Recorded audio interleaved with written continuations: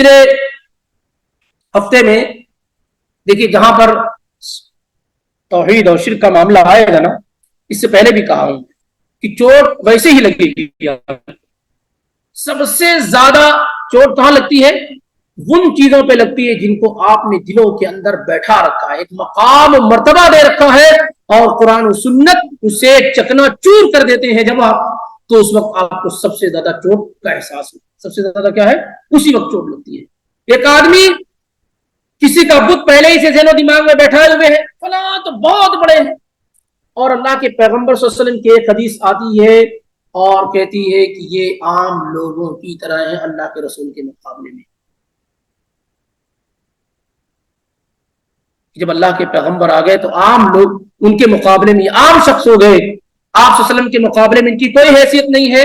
तो वहां पर आपको ये महसूस होता है, ये जो बहुत बड़ी चीज हमने अपने ज़हन में बैठा रखी है उसके खिलाफ, और वहां कबूल करना क्या है?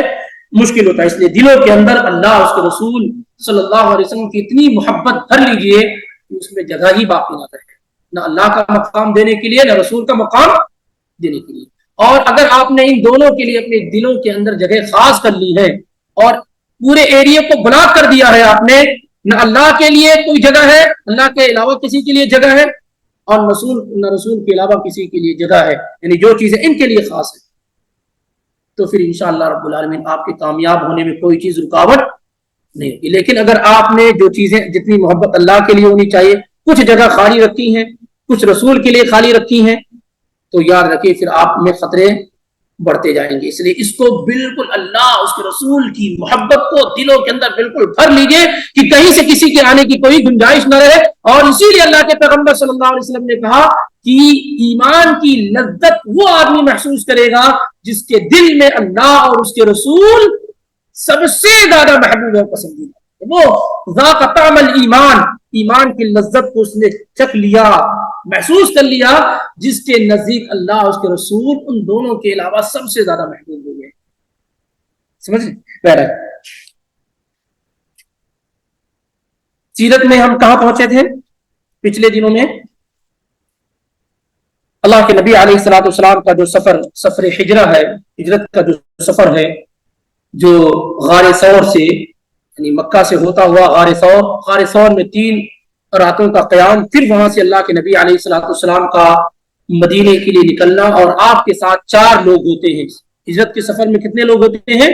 4 लोग होते हैं, आप सल्लल्लाहु अलैहि वसल्लम को शामिल करते हुए। अल्लाह के पैगंबर सल्लल्लाहु अलैहि वसल्लम, आपके यार गार अबू बकर सिद्दीक और अबू बकर सिद्दीक रज़ियल्लाहु ताला अन्हु के आजाद करदा गुलाम आमिर बिन फुहैरा, और चौथा आदमी जो काफिर अब्दुल्लाह बिन उरैक़ित अल-लैसी, जो राह बतलाने वाला, रास्ता बताने वाला। ये 4 लोगों के साथ ये काफिला मदीने की तरफ रवाना होता है, और रास्ते में कई लोगों से मुलाकात होती है।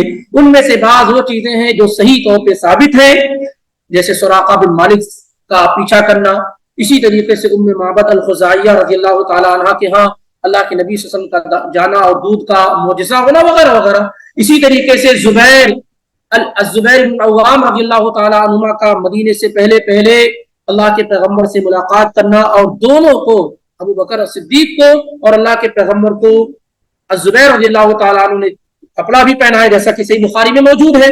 ये इसी तरीके से एक और बात जिक्र की जाती है, बुरैदा बिन अल-हुसैब रज़ियल्लाहु ताला अन्हु ने भी अल्लाह के रसूल सल्लल्लाहु अलैहि वसल्लम से मुलाकात की, और ये कहा जाता है कि ये भी इनाम की लालच में अल्लाह के नबी अलैहिस्सलातु वस्सलाम तक पहुंच गए थे, और एक बड़े गिरोह के साथ पहुंचे थे, और उन्होंने अल्लाह के नबी अलैहिस्सलातु वस्सलाम से बातचीत की, मुतासिर हुए, और अपनी तमाम यानी 70-80 लोगों के साथ वो जगह पर मुसलमान हो गए। लेकिन अब तक मुझे इसकी तहकीक नहीं हो पाई है, यानी जो वाकया है ये सही तौर पर साबित नहीं हो पाया। वल्लाहु अअलम बिस्सवाब। बहरहाल आगे बढ़ते हैं। अल्लाह के नबी अलैहिस्सलातु वस्सलाम से पहले, क्योंकि हिजरत करने वाले लोगों में अल्लाह के नबी अलैहिस्सलातु वस्सलाम अखीर लोगों में शामिल थे, अक्सर लोग क्या है पहुंच चुके थे, और सारे लोग कहां पहुंचे? तौबा। ये तो आप लोगों के लिए मारूफ है। कहां पहुंचे सब लोग? कहां रुके, कहां ठहरे? सब लोग मस्जिद कुबा, जो कुबा इलाका है, वहां पर सारे लोग रुके हुए थे। कोई मदीना या मस्जिद नबवी जहां है वहां पर नहीं पहुंचा हुआ था। इसीलिए उम्मे सलमा रज़ियल्लाहु ताला अन्हा को लेकर के جو مشرک آئے ہوئے تھے جو بعد میں مسلمان ہو گئے عثمان، انہوں نے قبا کے علاقے میں لا کر کے ام سلمہ رضی اللہ تعالیٰ عنہ کو چھوڑ دیا تھا اور کہا تھا کہ یہی سارے مسلمان ہجرت کر کے آئے ہوئے. تو اللہ کے پیغمبر صلی اللہ علیہ وآلہ وسلم بھی کہاں پہنچے؟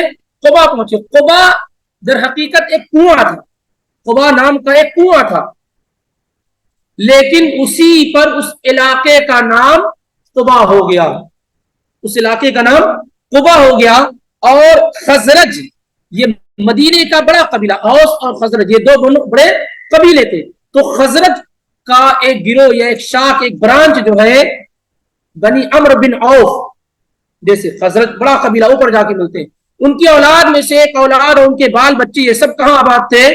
اسی کنویں کے پاس قبا میں آباد تھے، جن کو بنی عمرو بن عوف کہا جاتا تھا. وہاں وہ بالکل مدینے سے قریب تھا، وہاں جا کر کے وہ آباد تھے. تو اللہ کے پیغمبر صلی اللہ علیہ وسلم سب سے پہلے وہی پہنچتے ہیں. اب ایک الگ معاملہ ہے کہ جب قریب ہوئے اور راستے میں کوئی بھی ابو بکر صدیق رضی اللہ تعالیٰ عنہ سے یہ پوچھتا ہے کہ یہ کون ہے، تو ابو بکر صدیق رضی اللہ تعالیٰ عنہ کہتے کہ یہ مجھے راستہ بتانے والے اور راستہ دکھانے والے. ان کی عقل مندی تھی. پھر یہ کہ جب اللہ کے پیغمبر وہاں پہنچے تو پہلے ہی سارے لوگ آپ کے منتظر تھے. نبی علیہ الصلوۃ والسلام اور ابو بکر صدیق رضی اللہ تعالیٰ عنہ ہم عمر تھے. ہم عمر کا مطلب یہ ہے کہ تقریباً 2 سال کچھ مہینوں کا فرق تھا، 2 سال کچھ مہینوں کا فرق تھا. اور جب وہ لوگ پہنچے وہاں تو اللہ کے پیغمبر صلی اللہ علیہ وسلم کے بال کم سفید ہوئے تھے اور ابو بکر صدیق رضی اللہ تعالیٰ عنہ کے بال زیادہ سفید ہوتے. یعنی ابو بکر صدیق رضی اللہ تعالیٰ عنہ اللہ کے پیغمبر سے زیادہ بوڑھے دکھتے تھے. تو بہت سارے لوگوں نے ابو بکر صدیق رضی اللہ تعالیٰ عنہ ہی کو یہ سمجھا کہ اللہ کے پیغمبر ہے، کیونکہ بہت سارے لوگوں نے اللہ کے نبی صلی اللہ علیہ وسلم کو ابھی تک دیکھا نہیں. جب ابو بکر صدیق رضی اللہ تعالیٰ عنہ نے یہ صورتحال دیکھی تو ماجرے کو بھاپ لیا. کیا کیا؟ چھتری اور امبریلا نکالا اور نبی علیہ الصلوۃ والسلام کو سایہ دینے لگے، کیونکہ ظہر کے وقت اللہ کے نبی صلی اللہ علیہ وسلم قبا پہنچے تھے. اور یہ ان کی دانش مندی اور عقل مندی تھی، تاکہ لوگ یہ سمجھ دیں جو خادم ہے، جو مخدوم ہے کون ہے، خدمت کرنے والا جو ہوگا وہ اللہ کے رسول اور پیغمبر نہیں ہو سکتا. تو یہ اس طریقے سے لوگوں نے اللہ کے نبی علیہ الصلوۃ والسلام کو پہچان لیا. اور آپ جو ہے قبا علاقے میں، ایریے میں آپ وہاں اترے، اور جس صحابی رسول کے ہاں اترے ان کا نام کلثوم بن خدم ہے. ان کے ہاں اللہ کے نبی علیہ الصلوۃ والسلام نے قیام کیا. کلثوم بن خدم کی رضی اللہ عنہ وارضا.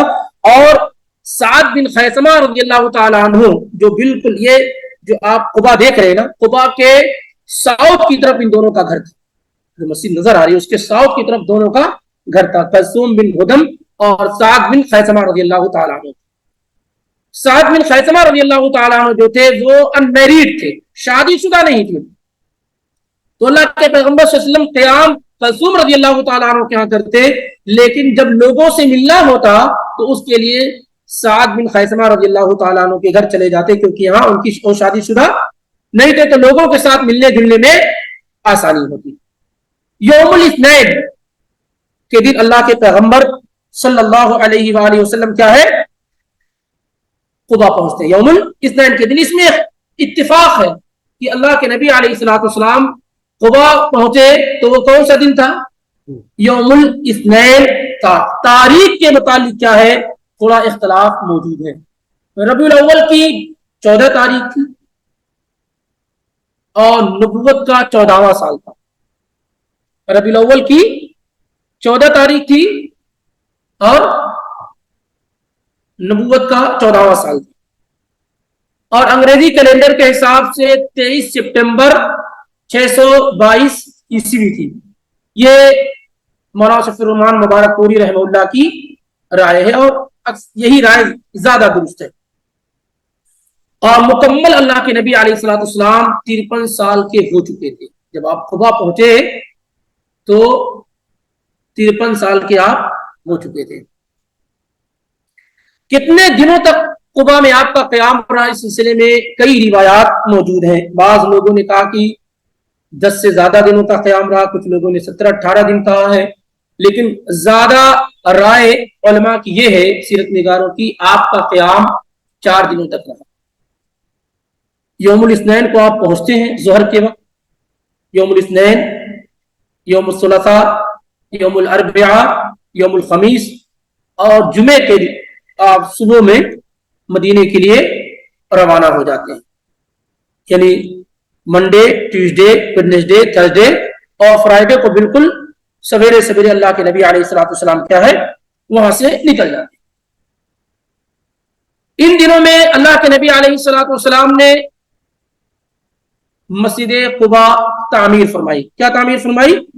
मस्जिद कुबा तामीर फरमाई, जिसमें अल्लाह के नबी अलैहिस्सलाम पत्थर खुद उठा करके लाते थे।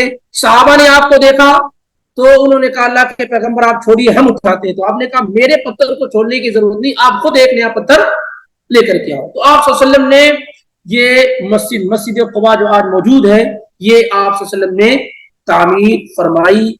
ये मुसलमानों ने सबसे पहले जिस मस्जिद को तामीर किया है वो मस्जिद कुबा है, मस्जिद कुबा है। यानी नबी अलैहिस्सलाम की नबूवत और रिसालत के बाद 13 साल गुजर जाने के बाद जो सबसे पहली मस्जिद मुसलमानों के जरिए से तामीर हो रही है वो मस्जिद कुबा है। और इसी को के मुतालिक अल्लाह ताला ने कहा है कि लमस्जिदुन उस्सिसा अला तक़वा मिन अव्वली यौमिन अहक्कु अन तक़ूम फी। क्योंकि हुआ ये था ग़ज़वे तबूक के मौके पर, ग़ज़वे तबूक के मौके पर जो मदीने के यहूदी थे, इन्होंने ये देखा कि किस तरीके से मुसलमानों को अलग किया जा सकता है, दूर किया जाता है। यहाँ सारे लोग नबी अलैहिस्सलाम के साथ बिल्कुल चिपके हुए होते हैं। आप कुछ बोलते हैं तो पूरा गौर से सुनते हैं, आप कुछ कहते हैं तो उस पर अमल करते हैं। अब कोई जगह नहीं मिल पा रही थी, कोई प्लेटफॉर्म नहीं मिल पा रहा था जहां मुसलमानों के खिलाफ, मुसलमानों के दरमियान नफरत पैदा की जाए। आज भी इसको गौर से देखिएगा और सुनने की कोशिश कीजिएगा और समझने की कोशिश कीजिएगा कि उन्हें कोई प्लेटफॉर्म नहीं मिल पा रहा था कि किस तरीके से मुसलमानों के दरमियान अदावत पैदा की जाए, शिर्क और बिदात पैदा की जाए, कैसे पैदा किया जाए। इसके लिए कहीं भी अगर हम इकट्ठा और जमा होते हैं तो फौरन मुसलमानों को मालूम हो जाएगी। तो तय ये हुआ कि सबसे बेहतरीन प्लेटफॉर्म मस्जिद बना लेना है। क्या बना लेना है? मस्जिद बना लेना, क्योंकि मस्जिद के मुतालिक लोगों का ख्याल ये कि भाई ये इबादत के लिए बनाई गई, और वहीं बैठ करके पूरा क्या है कुफ्र और शिर्क को और मुसलमानों के दरमियान नफरत और कुदूरत को और अल्लाह उसके रसूल के खिलाफ जंग करने को उभारेंगे। इसीलिए कुरान ने क्या कहा, वल्लज़ीना इत्तखज़ू मस्जिदन दिरारन व कुफ्रन व तफरीक़न बैनल मुमिनीन व इरसालन लिमन हारबल्लाह व रसूलहू।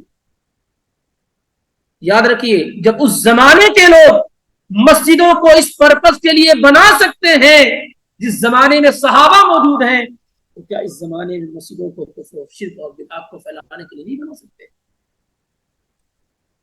जब उस जमाने में लोग आप वसल्लम की मौजूदगी में मस्जिदों को कुफ्र और शिर्क और मुसलमानों के दरमियान जुदाई का जरिया बनाने के लिए एक प्लेटफॉर्म बना सकते हैं, तो क्या इस जमाने में लोग मस्जिदों के जरिए से कुफ्र और शिर्क को, बिदअत को, मुसलमानों की सफों को तोड़ने के लिए मस्जिद नहीं बना सकते? तो उन लोगों ने ये मस्जिद तामीर की जिसके मुतालिक अल्लाह ने कहा ये मस्जिद ज़रार है, ये नुकसान पहुंचाने के लिए, कुफ्र फैलाने के लिए। व कुफ्रन बैनल व तफरीक़न बैनल मुमिनीन व इरसालन लिमन हारबल्लाह व रसूलहू। जिन लोगों ने पहले अल्लाह और उसके रसूल से लड़ाइयां की है उनको सपोर्ट करने के लिए है, उनकी मदद करने के लिए है। अल्लाह के नबी अलैहिस्सलाम को उसका इल्म नहीं था, आपने आपके पास आए, बनाने के बाद आपके पास ओपनिंग करने के लिए आए कि आप ओपन कर दीजिए। और कहा क्योंकि मस्जिद कुबा से बिल्कुल मिली हुई बनाई गई थी, तो एक्सक्यूज भी पहले से लेकर आए थे कि हाँ बूढ़े लोग हैं, उन लोगों का आना यहाँ मुश्किल है वगैरह वगैरह, इसलिए हम ये मस्जिद बना रहे हैं। अल्लाह के नबी सल्लल्लाहु अलैहि वसल्लम कह रहे मैं एक सफर के लिए रवाना हो रहा हूँ, वापिस आकर के मैं ऐसा करूँ। आप मदीना पहुंचने वाले ही थे कि जिब्रील अलैहिस्सलाम आ गए और इल्ला तक़ूम फीही अबदा, आप यहाँ इस मस्जिद की ओपनिंग ना करें, यहाँ नमाज ना पढ़े या क़याम ना करें, इनके पास मत जाएं। ये मस्जिद इस पर्पस के लिए बनाई गई है, आप उस मस्जिद में नमाज पढ़िए, ठहरिए। लमस्जिदुन उस्सिसा अला तक़वा मिन अव्वल यौमिन अहक्कु फीह, उसके पहले जो मस्जिद कुबा है जो पहले ही दिन से तक़वे की बुनियाद पर बनाई गई है, उसमें आप नमाज पढ़िए उसके बाद। اور اس مسجد کو اللہ کے نبی علیہ السلام نے توڑوا دیا۔ تو مسجد قباء وہ پہلی مسجد ہے جو اسلام میں سب سے پہلے بنائی گئی، اور اسی کے بغل میں جو مسجد بنائی گئی مسجد ضرار، وہ پہلی مسجد ہے جس کو اسلامی تاریخ میں سب سے پہلے اللہ کے نبی علیہ السلام کے ذریعے سے منہدم کرایا گیا، توڑوایا اور گرایا گیا۔ یہ مسجد قباء اللہ کے نبی علیہ السلام نے صحابہ کے ساتھ مل کر کے تعمیر کی، اور اس مسجد سے اللہ کے نبی علیہ السلام کی کا لگاؤ اور محبت یہ تھی کہ آپ وہاں سے جب مدینہ بھی آ گئے تو ہر سبت کے دن، ہر سنیچر کے دن، ہر سیٹرڈے کے دن اللہ کے پیغمبر صلی اللہ علیہ وسلم کبھی سواری پہ سوار ہو کر کے اور کبھی پیدل چل کر کے ہمیشہ مسجد قباء آتے، اور وہاں پر آپ صلی اللہ علیہ وسلم 2 رکعت نماز ادا کرتے بلا ناغا ہمیشہ اللہ کے نبی علیہ السلام ہر سبت اور سنیچر کے دن، سیٹرڈے کے دن اپنے وہاں سے مدینہ یہاں آتے تھے مسجد قباء، اور 2 رکعت آپ نماز ادا کرتے تھے۔ اور اس حدیث کے جو راوی عبداللہ ابن عمر رضی اللہ تعالیٰ عنہ وہ بھی بیان کرتے ہیں، میں بھی ہمیشہ ایسا ہی کرتا ہوں۔ مزید آپ صلی اللہ علیہ وسلم نے کہا کہ جو آدمی اپنے گھر سے وضو کر کے آئے اور مسجد قباء میں 2 رکعت نماز پڑھ لے تو یہ اس کے لیے کیا ہے؟ پورے عمرے کے برابر ہے، پورے عمرے کے برابر ہے۔ یاد رکھیے اکثر روایات میں شرط لگائی گئی من تطہر فی بیتہ، جس نے اپنے گھر میں وضو کیا۔ تو جو لوگ یہاں سے جاتے ہیں انہیں چاہیے کہ وہ اپنے ہوٹل وغیرہ سے ہی وضو کر کے وہاں جائیں تاکہ اجر و ثواب میں کمی نہ ہو سکے۔ بہت سارے لوگ کیا کرتے ہیں ادھر ادھر سے جا کر کے چلے، نہیں، قصدن اور ارادتن آدمی نماز پڑھنے ہی کے لیے اپنے گھر سے وضو کر کے وہاں جائے، وغیرہ اجر و ثواب کیا ہے؟ فوت ہو جانے کا ڈر اور خوف موجود ہے۔ باقی جو باتیں انشاءاللہ وہ آئندہ دنوں میں آپ کے سامنے آئیں گی۔ وقت کافی ہو چکا، اللہ تعالیٰ سے دعا ہے کہ اللہ تعالیٰ ہمیں اور آپ کو یہ توفیق عطا فرمائے کہ ہم کتاب و سنت کے پیغامات کو صحیح طریقے سے سمجھیں اور اس پر عمل کریں، اسے لوگوں کے سامنے عام کر لیں۔ آمین وما علینا الا البلاغ المبین۔ السلام علیکم ورحمۃ اللہ وبرکاتہ۔ سبحانک اللہم وبحمدک اشہد ان لا الہ الا انت استغفرک واتوب الیک۔